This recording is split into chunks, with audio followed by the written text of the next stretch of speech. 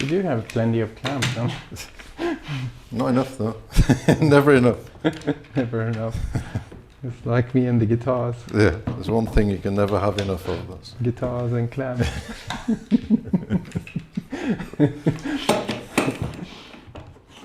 So what this does, this gives me a measurement from the blade. So 1.5 millimeters. Okay, so this is going to get noisy in a little bit. So I'm just going to pass this across, flip it, and pass it again. And we should end up with just over 2 millimeters. See how it goes. Fine. There we go. 2.53. 2.50. Here we go. Put it on the camera. Okay, so now it's a case of gluing everything together. This is one of the things that you use the most of. Super glue and tape. So that's roughly where it's going to be. Why are they in the shape of a fish? Because it's two of these stuck together. Ah, yeah, true. No mystery.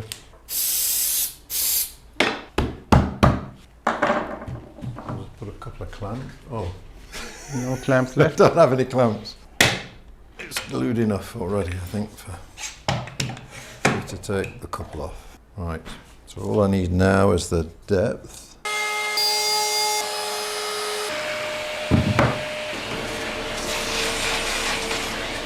Not quite deep enough, but I think it's okay.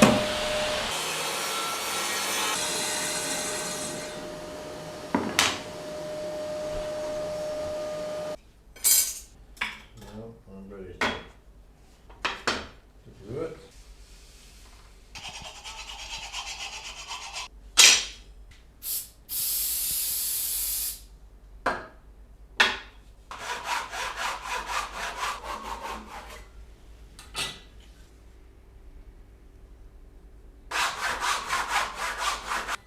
First cut, so this will be the nut. Mm-hmm.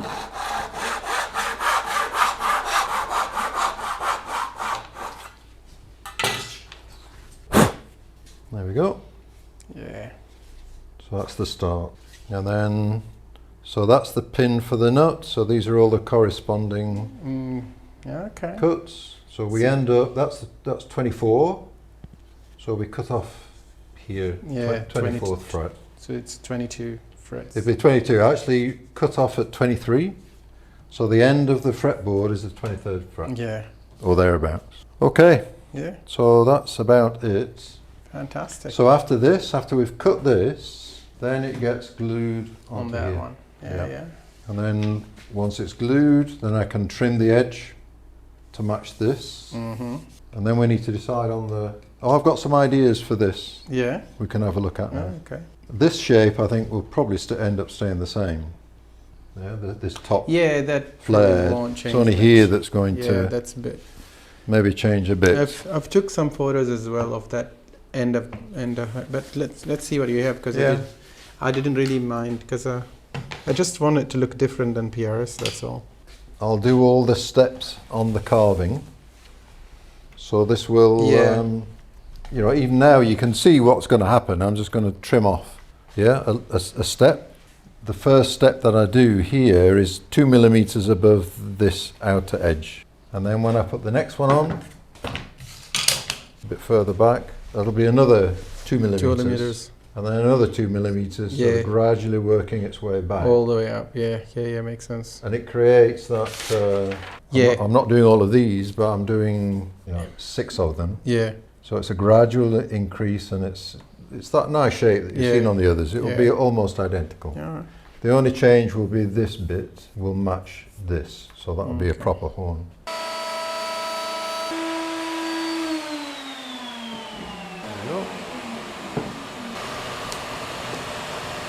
So that gives me about 7 millimeters of edge there. Well, the flame looks nice there. Yeah, the bottom one there. Yeah, it looks really nice. Okay, so that one is done, and then we'll go over to here. That's good. And what I'm going to do now is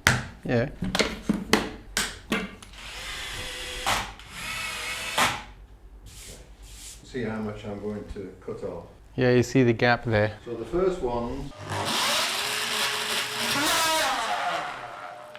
in place and Yeah. can do any damage.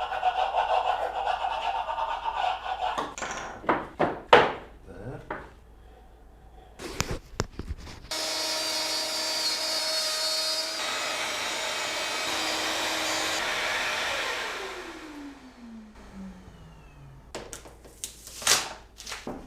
Might squeeze, but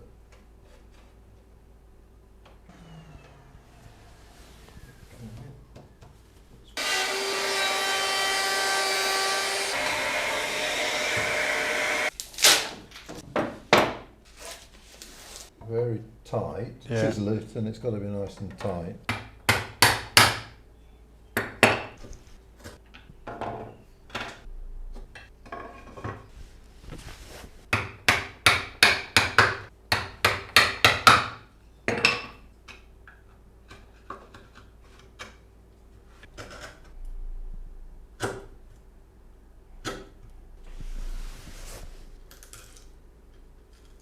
To be a nice tight fit.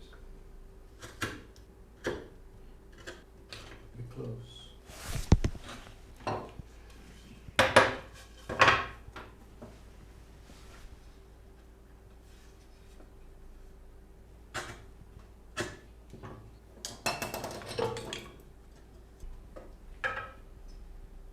End is fine.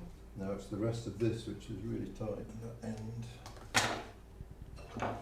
And I've just got to drill a hole Okay, for access. to access there. Yeah, thank you. Well,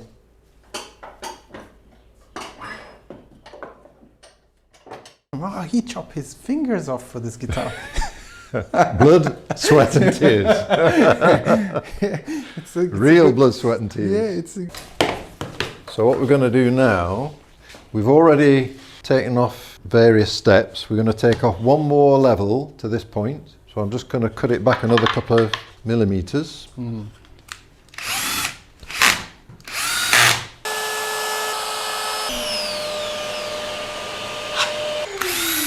Final step. Probably go a little bit deeper, I think. That should be 3.5, yeah, half a millimeter more yeah, to get it started. yeah. And then I work my way down, hacking away until I can just barely see the pencil lines, and I know that I'm in the right place. And then just fine tune it a little bit. So I mean, it's not as if I'm trying to replicate a PRS exactly, but it's based on a PRS. Yeah. So if it varies slightly, I'm not too worried, as long as it looks good. Yeah, I think every guitar is different anyway. Yeah. Yeah. Well, unless it's cut on a CNC. CNC. Yeah. So I now have another line to carve to, and then all this is untouched. So anywhere that's black has to be untouched. Oh, okay. Okay.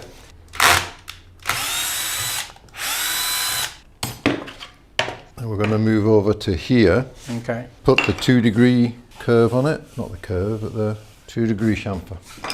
So what I'm doing here, I've got a level here. Oh, so that's a tool. And that tells me I've got 1.92 degrees. Mm-hmm.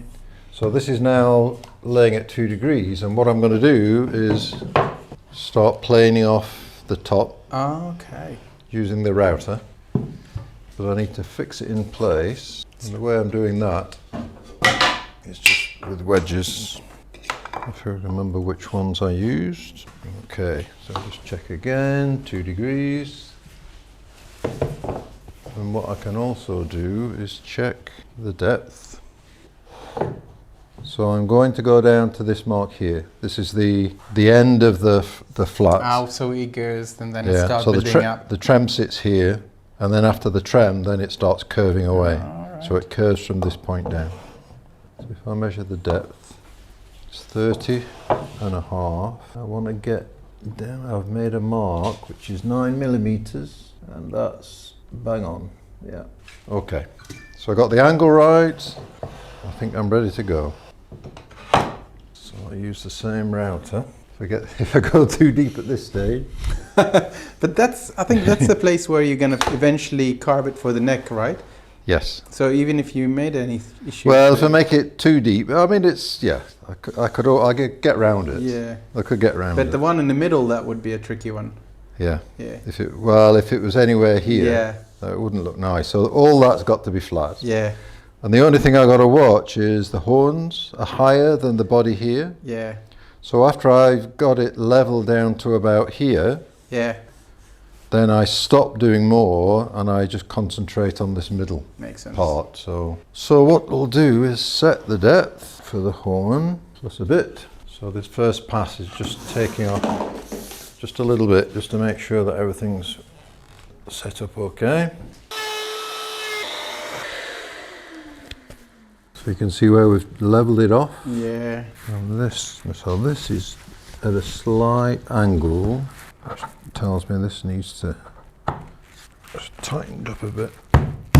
So I've got to take off down to that line. So that's my target line. You mean that line? Yeah. That line? Yeah. That far? I've got to go down to there to get it. So then it will become level down to this point. So it's quite a lot of material. Yeah. I mean, but I'm close now to leaving the horns, because the horns will get carved. Yeah. I'll take one more pass and then we'll leave the horns and then we'll continue with the rest. Oh, I see. So I've still got to get down to that point, so quite a bit. Yeah. So now I've got to try and put the line avoid this. So I'll go in between the horns here, and then here, out. So the horns always high go up here. I mean, they're not super high, but high enough that, in fact, this one, if you look, this one, because this is a lot higher, is a lot lower than that one. But then this will be carved down to the same level, so they look even. Okay, so we'll do another one. Maybe 2 passes, and then that should be it. Okay. So I'll just take another couple of millimeters at a time.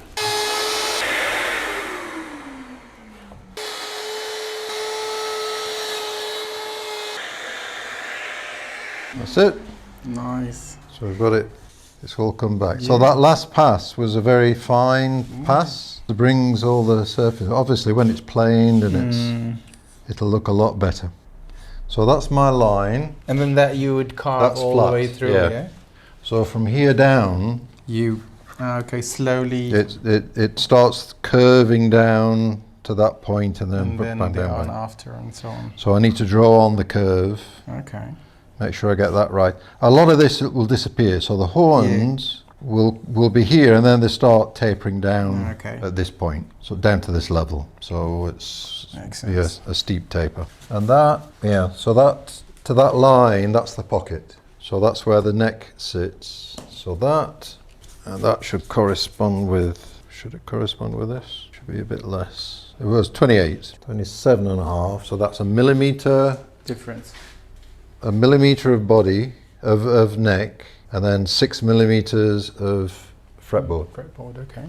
They're all around the same, 6 or 7. On Fender, Strats is probably half of that. So that's a veneer. On the old Fenders. Yeah. So the curve is on the neck. Oh, I see. And then goes there. Oh, I understand. That's why it's thin. 3 or 4 millimeters. Oh, right. Now I understand why that is happening. And then they glue it on, and the nut is curved as well. Everything is curved. So the bottom of the nut is curved, whereas here the bottom of the nut is flat. Okay. Oh, I see. So that's the difference on a on a Strat. But most of and that's for economy, cost. Yeah, they just want to cut down. The rosewood is cheaper than the maple, so you have less. True. Less of the expensive stuff. But I would imagine PRS will do this 6 or 7 millimeters. Yeah, can imagine. Won't be much different. But it's changing colour now because of the light. Yeah, and it also starts seeing. Yeah, very different. Yeah, it's just one coat of oil, and that's how it goes. Yeah, I think it's just beautiful. That's how it actually should go. No, it looks stunning. Yeah. Yeah, so so this is the PRS shape, which is more or less an exact copy, but so the differences between this and the PRS is the waist here is a little bit wider Yeah. on the new one. The horns are longer, and this horn in particular is a bit further out. Yeah. In fact, they're both a little bit further out and a bit fatter. Yeah. But that one's a bit skinnier, Yeah. which replicates the strap. And the angle is different. So this angle is very different on this one. It goes down a lot deeper. The reason behind the difference on the size, basically, because I want it to actually has a comfort of a Strat. Yeah. And the look of a PRS. So you're looking for a little bit more increase in size. Yes, because also it looks. I mean, when I tried the PRS last time. Yeah. Because I'm a quite big guy. So you thought the PRS was a little bit small. It looks smaller when I stand in it. Yeah. It feels like a toy. It feels like almost a mandolin in my body. So that's why when we came up with this one, I want something that actually suits my, my. So we got the extra length, a little bit of extra width just at the top. Yeah. We retain this shape because this is because that's what I actually classic. like. Yeah. It's classic shape. And then really, I mean, this is classic as well, but this is classic Strat. True. Rather than anything else. Yeah. But what I've noticed is, this angle is much steeper than the PRS, which means that there's a lot more access down at this bottom. So that big scoop that you see, the cutaway, doesn't need to be as deep on this one. But we'll see. Once it's the top is carved, the horns are carved, then we'll see how it looks. Nice. And the pickups are in the same place. Yeah. And the trem will be in the same place, controls in the same place as a PRS, almost. Yeah. Just some slight subtle differences. And this has the 2-degree raking back, which is, I guess, the same as a PRS. And a Gibson, I think, maybe. It's the same. Oh, Gibson, no, sorry, Gibson will be more. No, Gibson is designed differently. So this slope starts from here. Oh, right. So that everything here is flat. So the pickups, the neck, the pickups, the trem are all on the same plane.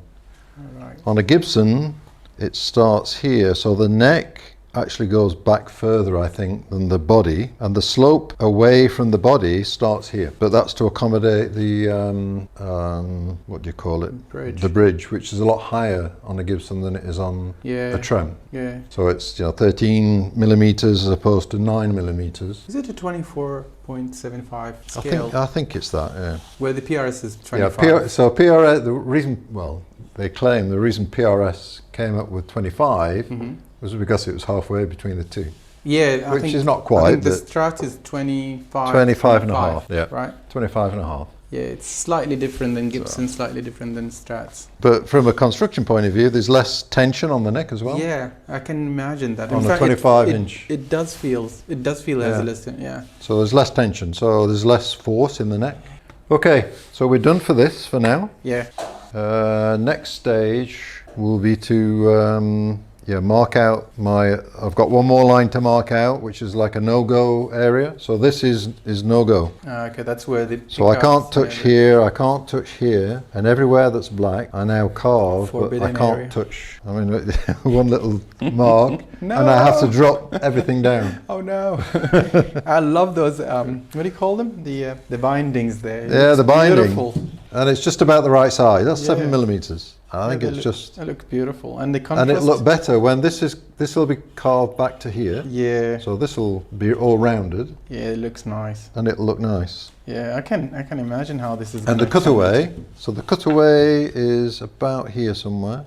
Now, when it comes to the cutaway, are you? So this is nice and round. When you do the cutaway, are you following just the way it is and how it looks, or are you following Strat shape? This is the Strat. It's a certain radius. Okay, yeah. So this is a Strat radius. Oh, right. And the depth seems to vary. It goes all over the place. But I just reach a point where when I start carving it, so I have a guideline. So these are only guidelines. Yeah. So I have a guideline. What I try and do is get this perfectly flat in that plane. Yeah.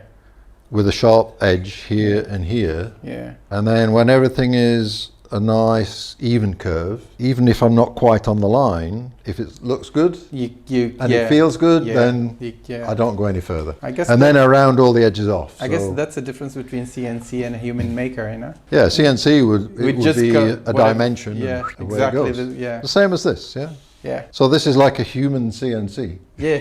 This is a human. Me going up and down. Yeah, like it's this. a manual CNC. Manual CNC. What do you call it? Traditional way. Well, I mean, the traditional way is It's chisels and Yeah, I can imagine. I mean, which like is tough. Yeah, I've seen some people do that. I can just with a chisel. Yeah. That would be like. Then rasps, No. spoke shaves. That would take a long time. Little planes. They have tiny little planes. So like this is small, yeah. Yeah. Oh, do they? Yeah, but they have what we Smaller. call finger planes. They're about this size, God, and he Tiny. just keeps doing that. and they just That's quite a patient as well. yeah.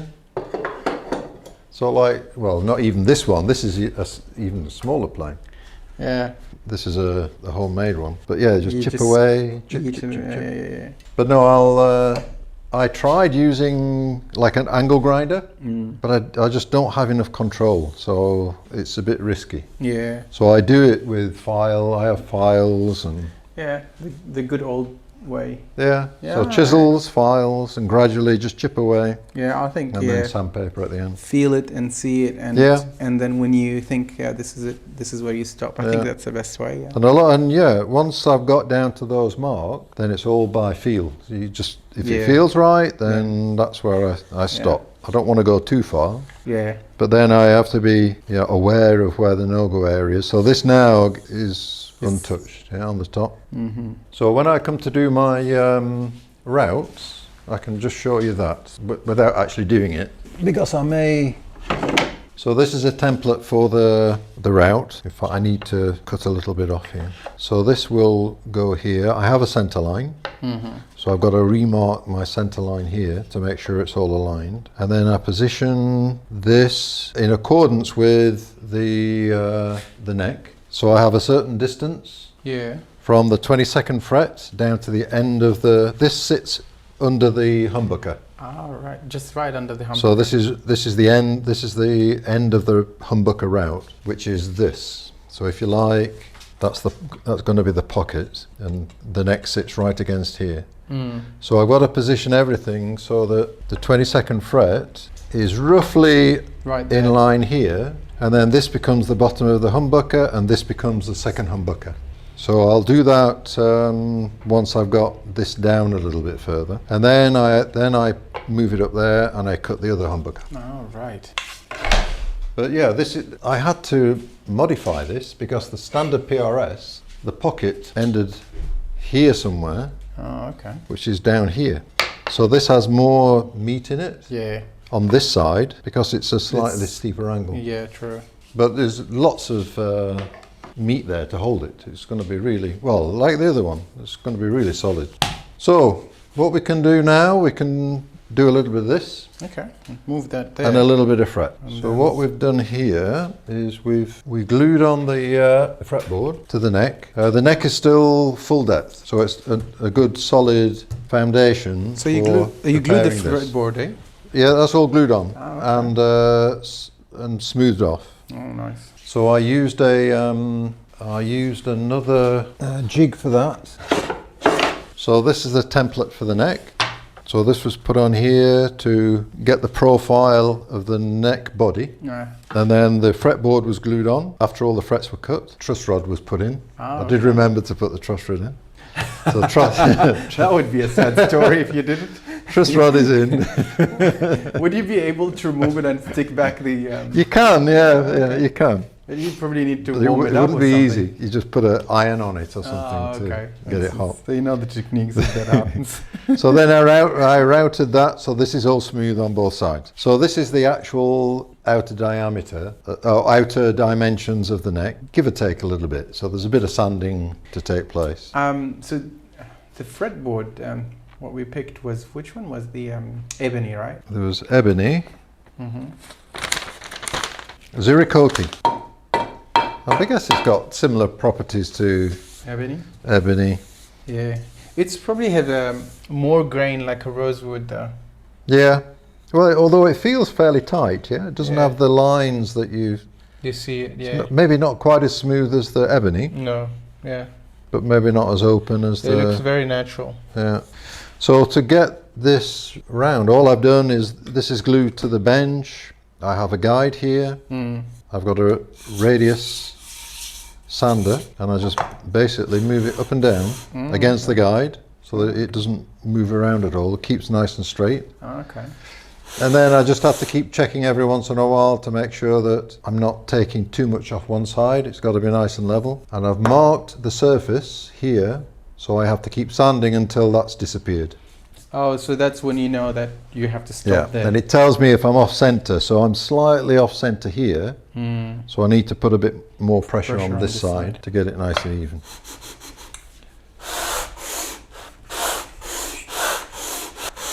This takes a long time.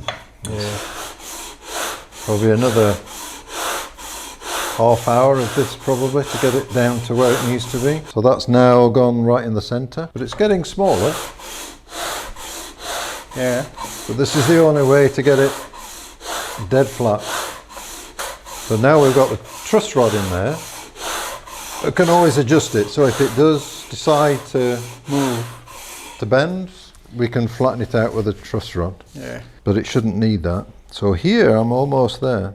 I can still feel it flat, but there's a lot more to take off there. And that's because it's wider there than it is here. Yeah. So there's more material to remove. Oh, right. So as I go down, this will get thinner here than here. Okay. Yeah. If I only focus on the That center. side. So I've got to keep on going down parallel to get it, try and get it the same thickness all the way. So you do apply a lot of pressure while you're doing that. Yeah, quite a bit. One thing, you don't need a gym membership. Now this is quite aggressive, but it's Yeah, it is. still is taking quite a bit of effort. And what I'm also And then have when to you're do, done, will you actually also do with a small, smoother grain? yeah, I'll go very fine. So it gets okay. polished because it's just going to be left as wood with Yeah, a bit that's of what- oil. It gets sanded down with really fine. Is there a reason why you collect that? Yeah, so when I'm doing any work on this now, if I damage it, if it gets chipped, then it gets filled with The same material. this and some glue. Oh, okay. And if we're doing an inlay, for example, and there's gaps around the inlay, Yeah. then this is the way that we fill it. Oh, okay. So I've probably got enough now actually for what I need. So yeah, that's Yeah. filler. Well, Filler there's material. details I never knew about. Well, I've always been taught to, if you're going to do something, you have to do it Right. as near perfect as you possibly can.